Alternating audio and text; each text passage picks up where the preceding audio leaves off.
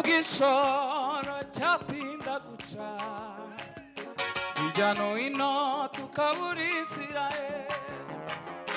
nubw'ijoro ryatinda guca hirya no hino tukabura inzira, nubw'ijoro ryatinda guca hirya no hino tukabura inzira, nubw'ijoro Sandra piano papa guca hirya no hino tukabura inzira, nubw'ijoro ryatinda guca hirya no hino tukabura inzira, nubw'ijoro ryatinda guca mani w'umugisha tukabura inzira, humure mukomere ushikame igitondo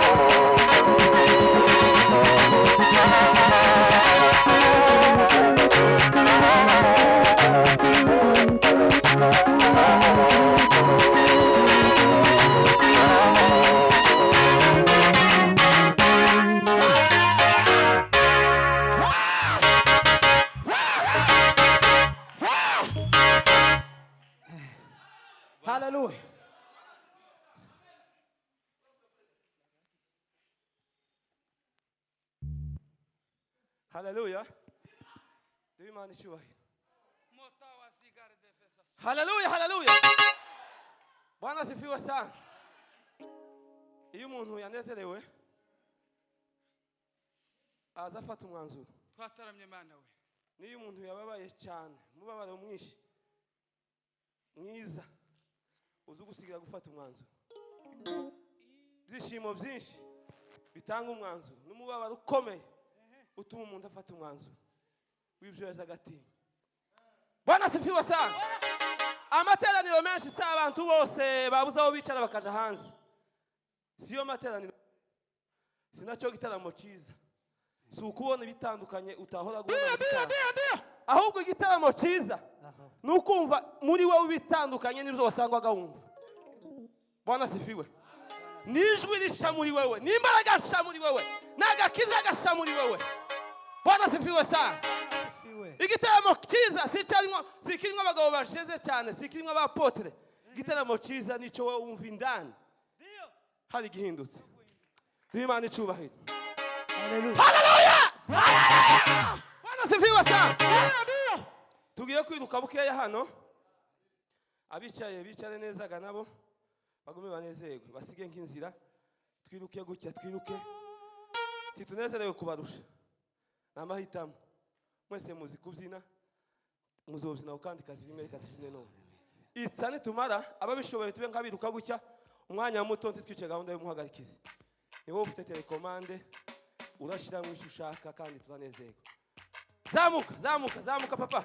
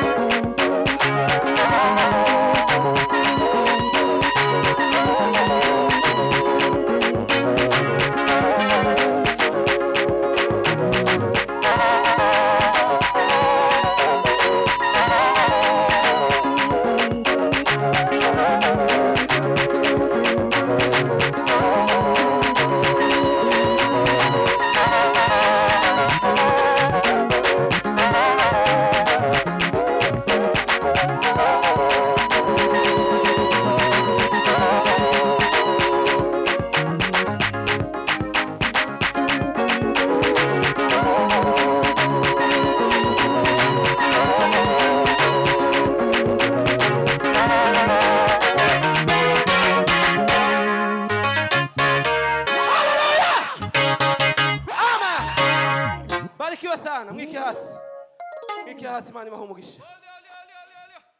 Imana ibaha umugisha.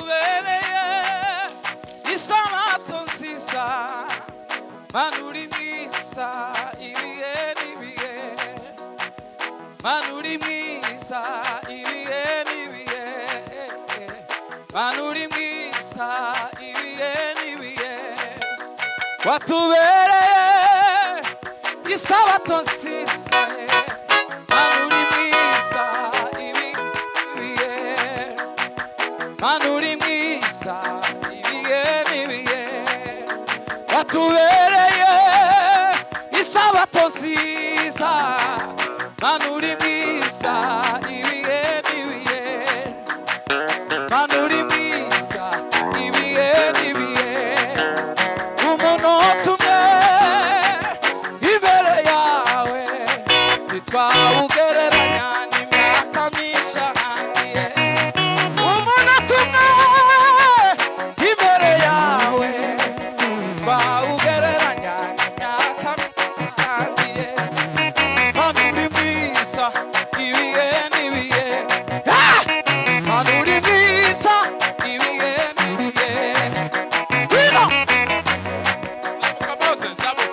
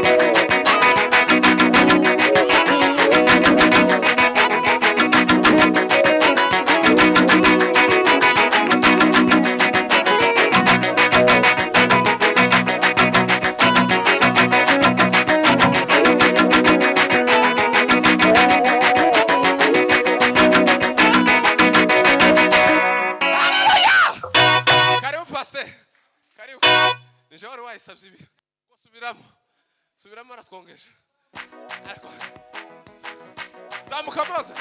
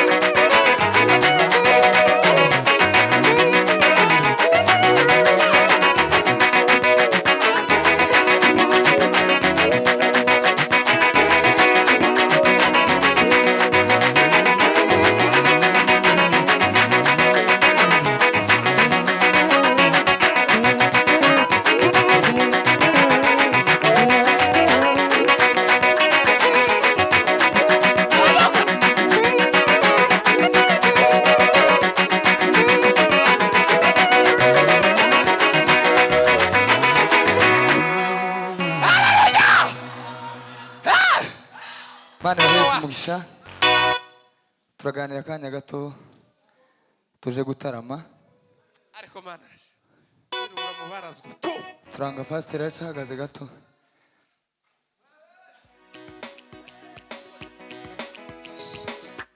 tonde vuge ngo amen amen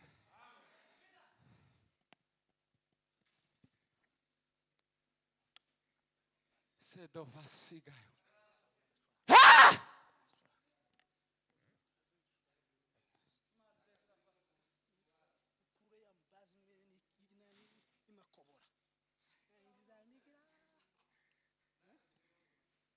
Bwana siwesa umugabo wagira base bene ingingo n'abacuranga bene kiriye fo za makobori iriya gutyo habe gitaramo bene kiremereye habe nkayikurura rimwe Bwana sifiwe ndio Bwana Yesu asifiwe sana Bwana Yesu asifiwe Haleluya hano hari umungu warurimbye ngo munota umwe ngo se ngo two imbere y'Imana nabanumve ingingo zose ko zikinguka miryango yose y'ijuru irobini yameneka kandi nta muntu wari uhari amazi yose yamaza numva neza wifi y'Imana ingezemo Bwana sifiwe sana Ndio. none mureke minota nk'iyi pastor shaka nawe turamasha ako sigiturire nukuvuga gusa ngaho nkukurura pa bene ya base kumugafurwe uzamwikurura kariko baze kariko twumve kabisa Kita imbere yawe nitwaugereranya n'imyaka myinshi ahandi tumwe imbere yawe nitwaugereranya n'imyaka myinshi manuri mwiza ibihe manuri mwiza ibihe atubereye ubwisho bwiza manuri mwiza ibihe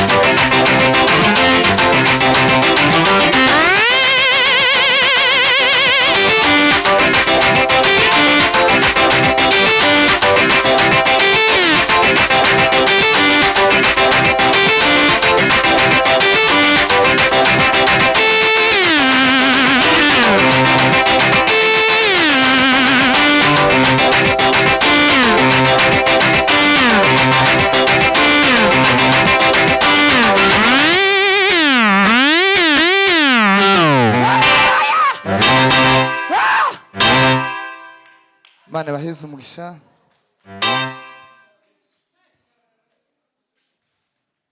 Kalo osivadibas. Imana ibagiriye neza. Bwana sifiwe. Reka tubasabe mutuze tuganire.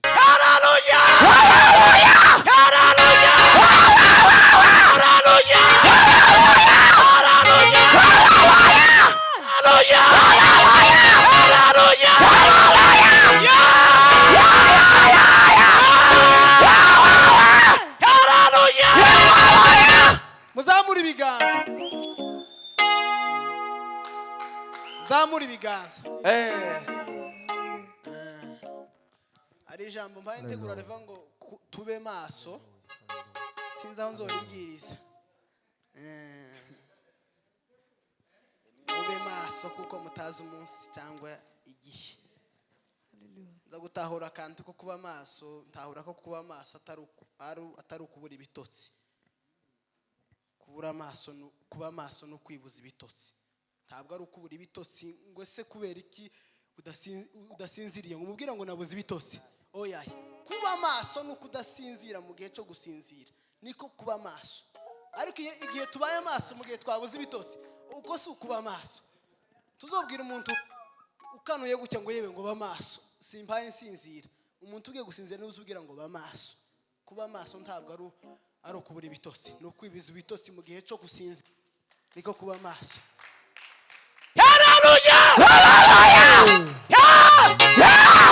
Kuba maso si ukubura aho usambanira, ni ukureka gusambana kandi wabonye aho usambanira niko kuba maso.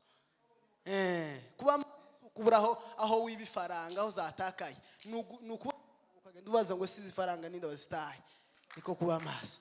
Nibacurange.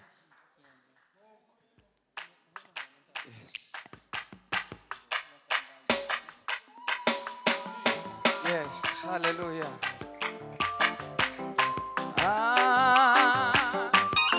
Umunota umwe imbere yawe twawugereranya n'imyaka myinshi ahandi. Mana uri mwiza ibihe n'ibihe. Mana uri mwiza ibihe n'ibihe. Mana uri mwiza ibihe n'ibihe. Umunota umwe imbere yawe twawugereranya n'imyaka myinshi ahandi. Umunota umwe imbere yawe twawugereranya n'imyaka myinshi ahandi. Mana uri mwiza ibihe n'ibihe. Mana uri mwiza ibihe n'ibihe. Mana uri mwiza ibihe n'ibihe. Mana uri mwiza watubereye isabato nziza. Mana uri mwiza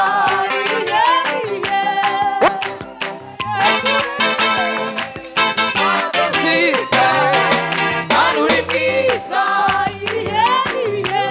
watubereye. Zamura piano papa.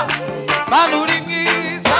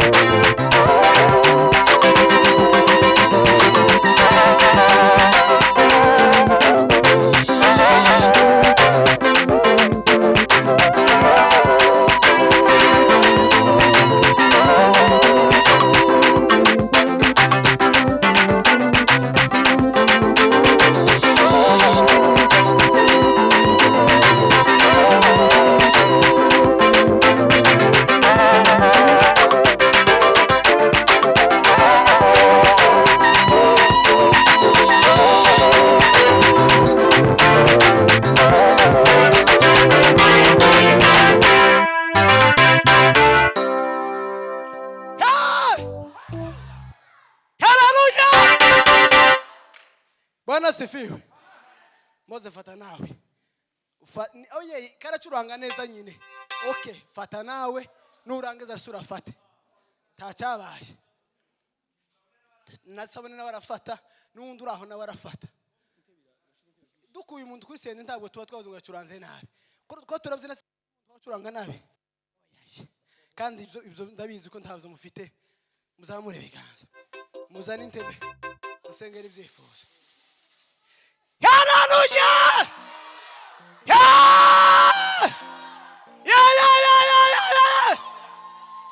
Amen.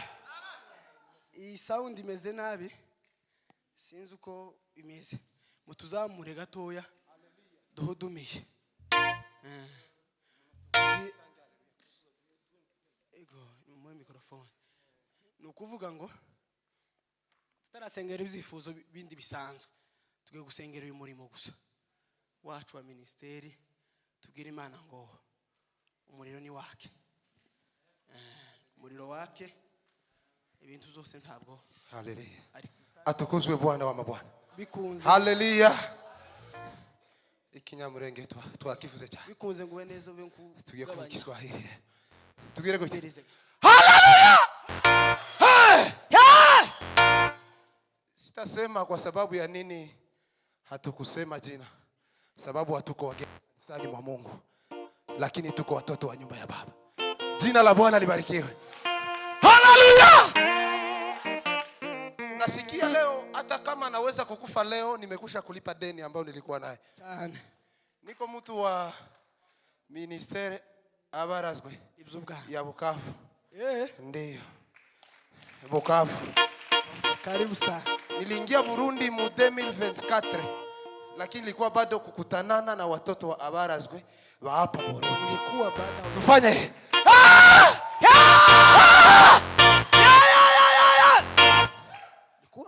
Dufite abacuranzi beza cyane kandi ni beza cyane, lakini nasikia hata kama naweza kufa leo nimelipa deni, Mungu hata niuliza kitu. Mungu hata niuliza kitu sababu tayari. Lakini nataka niwaambie kitu unielewe, kama uelewake Kiswahili mbingu zikueleweshe. Na vikikatala tunasema na Kibembe na Kifulero na Kirundi na Kinyarwanda na Kiganda, sababu zote ni za Mungu. Na Mungu alitupatia hizo tuziongee. Bwana asifiwe. Haleluya! Haleluya! Biblia hakuna mwenye anajua jina ya mtoto wa Penina.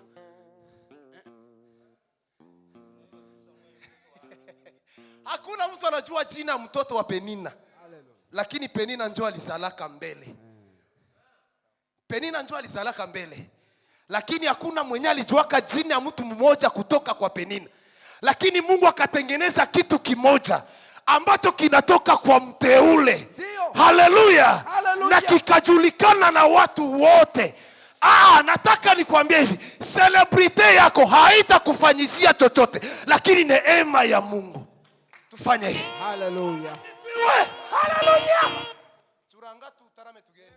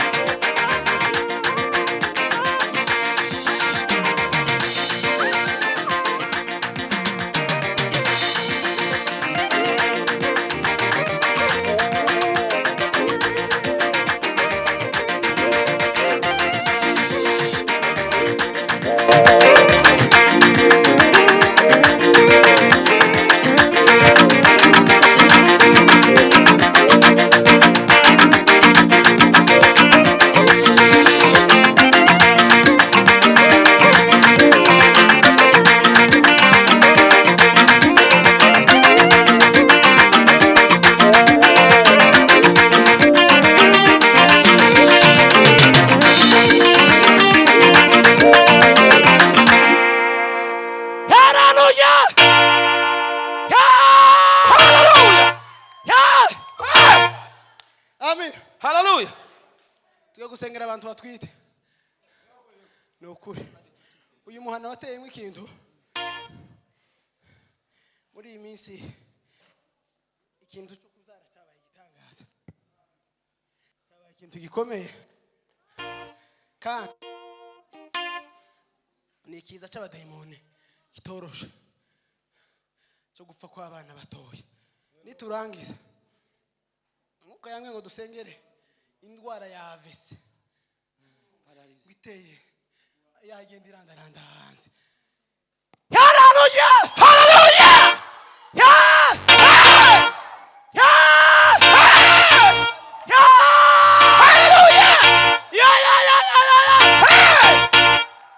Sorey yatashe inde Sorey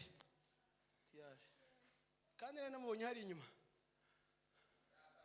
yatashe ko yarari mu ukayambwiye ngo uriya mutwe ntabwo ari we afite umutwe wamuteye aya mezi yose umutwe waramurenze ariko mukarambwira ngo kandi ugatoya tuzokora gusa uriya mutwe ugashira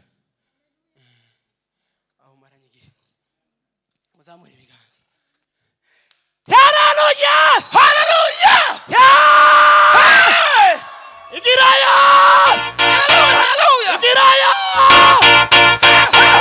amen tugiye gusubiramo kandi dukande buke niturangiza muheze Seritanda asengera izo bintu bibira bihuze ahuze iki kibazo cyo kuri umusozi uko yambwiye ngo tuzinjire uduma y'iminsi 3 dusengera iki kintu cyo kuzara kw'abadamu muri uyu muhanda niturangiza muri iyo minsi 3 tuziyiriza umunsi umwe dukore za gahunda niturangiza iki kintu cy'amavese nicyo cyateye abantu kubara kibona bakagira ngo ni ikintu cyoroshe ariko nikiri mu mugambi wa Satani nacyo tugomba kugishamburira abantu bakamera neza coza gikubita umuntu mu gitondo nimugoroba tugumva amakuru mabi Seritanda ahuze ivyo bintu bibiri twese tuzamuka imbere y'Imana ivyo bintu bibiri tubikuyeho muri uyu mugoroba nibwo igitaramo corangira abari amahoro ya Yesu niturangiza turasubira duce akandi kayira kamwe muri aba bavandimwe bataramiye ahantu tubwira Imana ngo hangaha kuri aka gatuti ko mubarazwe kaba umugisha gusa uzoza ugacaho gusa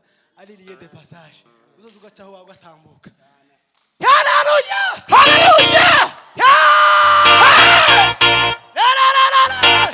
haleluya ngeretse uzobyitwaramwo nabi hano ngeretse uzobyitwaramwo nabi wenyine gusa kugiti cyo kabyitwaramwo ukutariko ariko Imana yarabivuze keretse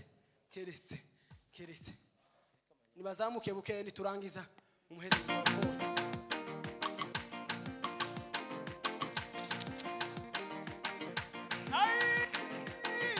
ntacyo tuzire gusa we erega nabo barabatukatwe ntacyo tuzire gusa we ntacyo tuzire gusa ntacyo tuzire gusa erega nabo barabatukatwe ntacyo tuzire gusa we ntacyo muzire gusa ntacyo muzire gusa erega nabo barabatukatwe ntacyo tuzire gusa ayi ntacyo bazire ntacyo bazire gusa erega nabo barabatukatwe ntacyo